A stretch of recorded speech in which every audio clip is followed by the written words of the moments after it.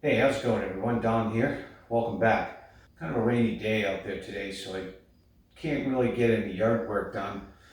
I got some stuff coming up having to do with the backyard that I'm going to share with you guys, but not today. Not with the weather being what it is. I thought I'd talk about the Firebird a little bit and some of the pricing that existed back in 1967. I've got a copy of my original window sticker from this car and wanted to take a closer look at it with you. One of the things that I learned was that mid-year 1958, there was a senator who proposed a bill that would require auto manufacturers to place a window sticker on all new vehicles being sold. It ultimately passed in September 1st, it became law.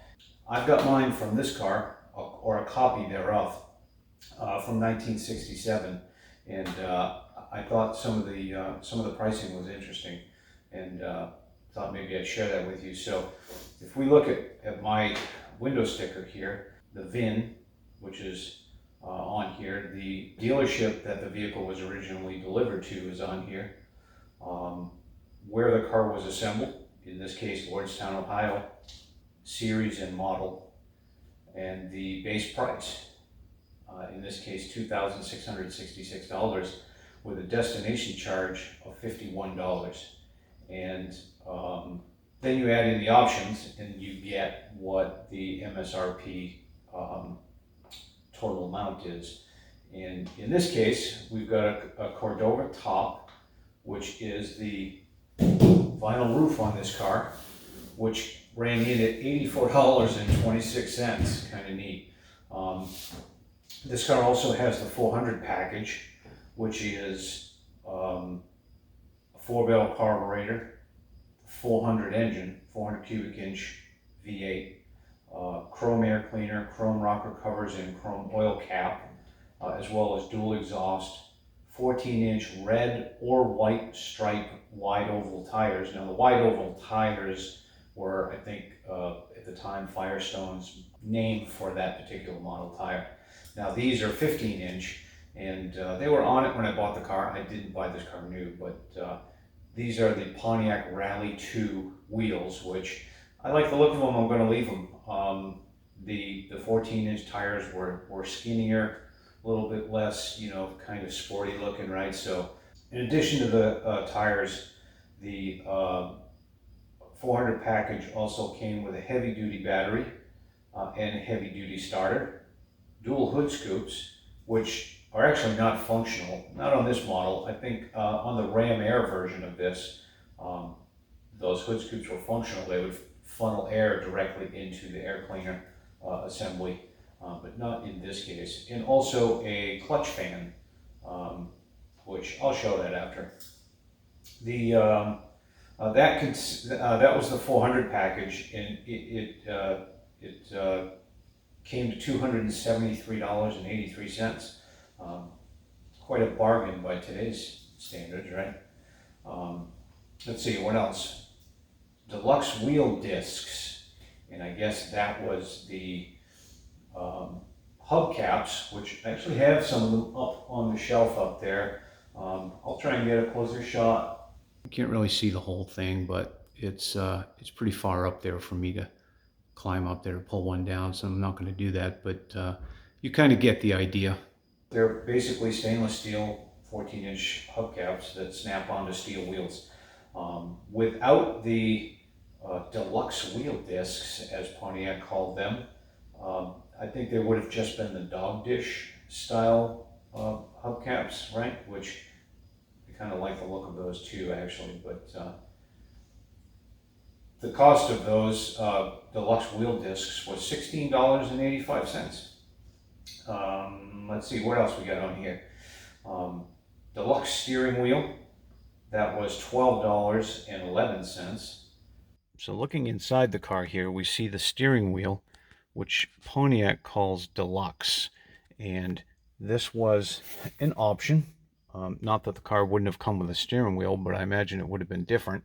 If you can see in the center there, that actually says energy absorbing. Now, You know, let's be honest. This is stainless steel. This is very hard plastic or glass, some sort of solid material. There is nothing energy absorbing about that. And if you were to come into contact with this in an accident, I'm sure that that would not uh, be very fun. And so it's kind of comical. Now, I don't know. Maybe there's something about the steering column that makes it collapsible or something in an impact. I'm not sure.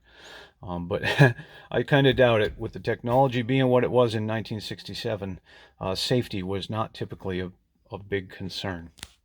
We've got the console, which is in between the two seats. The shifter is part of that, right? Um, $47.39. Clearly, you can see I need to vacuum. So here's the console. These, by the way, are aftermarket gauges. These did not come with the car originally. The console is here. This was also an option. There's some storage space in here and an ashtray, which my wife routinely fills with gum wrappers. But this was it. This was the console that was an option. Yeah, it was $47.39. Now, there is some plastic on this. I think this piece is plastic here, but there is some metal on this thing as well.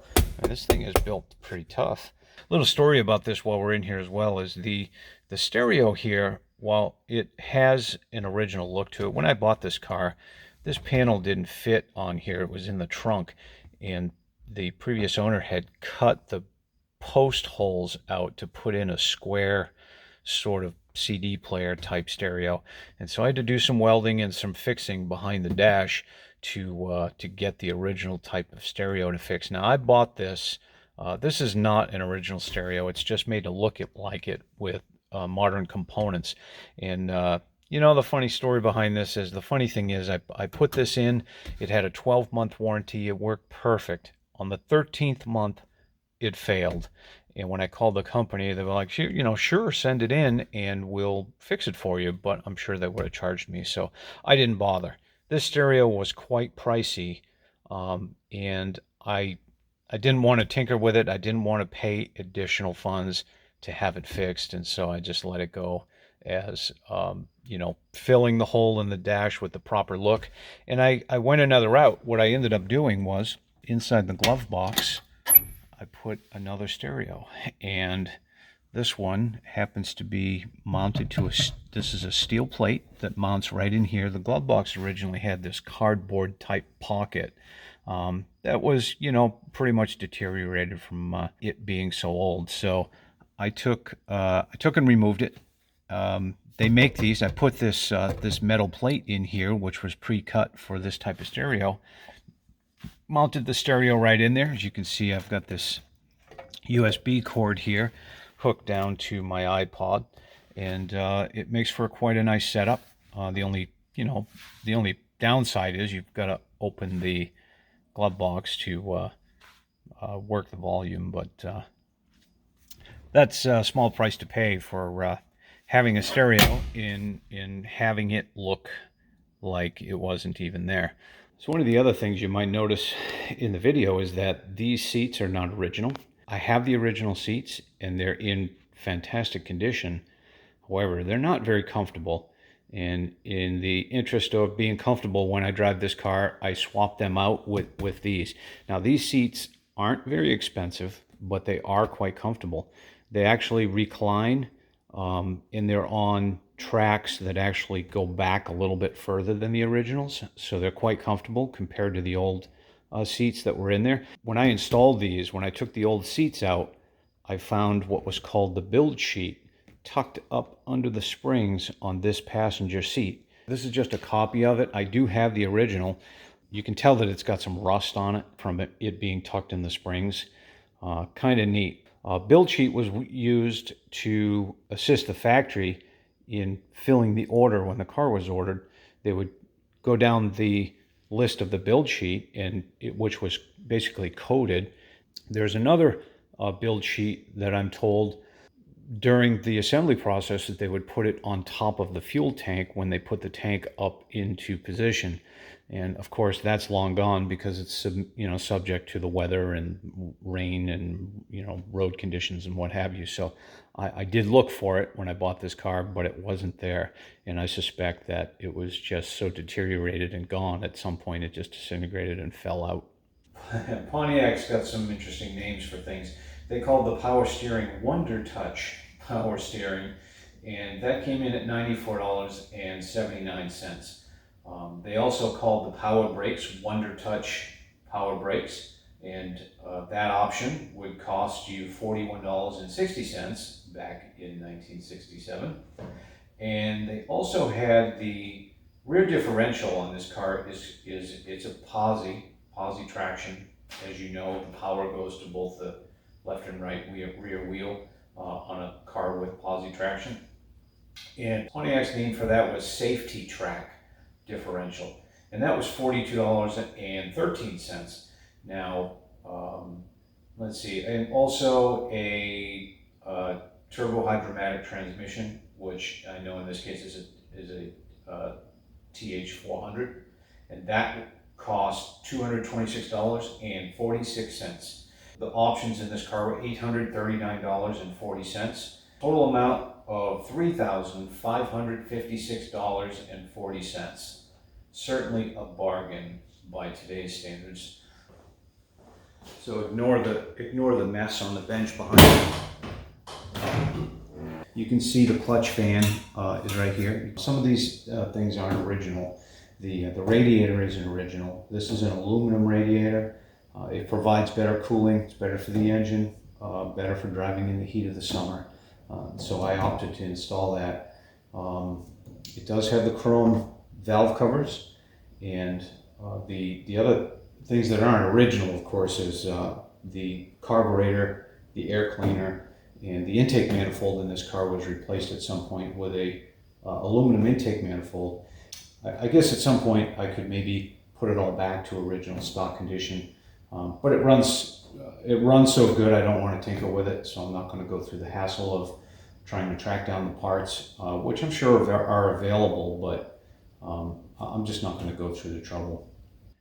So this car also came with a hood tack, and it's basically a tachometer that attaches to the hood in front of the driver. So from the driver's seat, you can, I guess the theory was to have better visibility to it, right? But I think the originals, and this one isn't probably an original. I think this is an aftermarket tack that you can still get them. But as the story goes, is that the hood tacks were not installed by the factory. They were a dealer installed option. Now again, in this case, this one I think is an aftermarket one, and it works quite well though. But the original hood tacks tended to fog up behind the glass. They would fog up on rainy days or damp days, high humidity, what have you, and make them hard to read.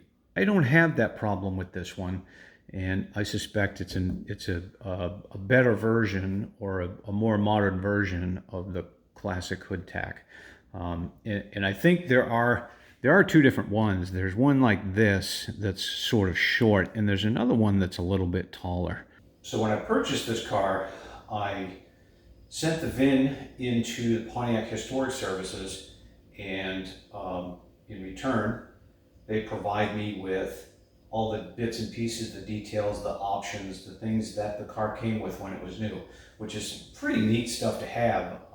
It's also verification that the numbers on the engine block and things like that are original to the car, and in my case it turns out they are. So this is what they call a numbers matching car, which is kind of neat. The number for the engine is on the very front of the block, but it's also found again on the back of the block near where the distributor plugs in. Transmission has a tag on it. I think it's on the passenger side, and the rear axle will have a code stamped on the right side axle tube more towards the top. So kind of neat, but in verifying all of that, the Videro green color, code Q, is accurate. The vinyl roof is accurate. The engine numbers all match.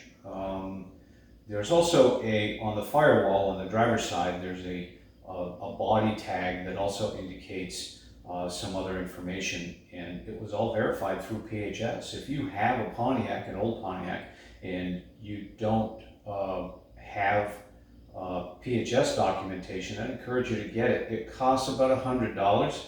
I think it's a little less if you don't care about having a copy of the original window sticker, at least for me. Now, it's been years since I submitted mine, and so I don't know if things have changed or not, but if they haven't, your documentation was, for me, around $70, and it was another maybe $35 for the window sticker for a copy of the original. And for me, it was worth it. I really enjoy having it. In fact, sometimes when I go to shows, I'll display it, and it seems to draw a lot of attention. And I think really not because of what it is, but I think because of the relative costs and the numbers that are listed on it as to what things cost in 1967, or any other year for that matter, going back. I mean, in this case, 40 years, to kind of know what things were selling for back then is it's pretty interesting stuff. So that'll be it for this one. I appreciate you checking it out.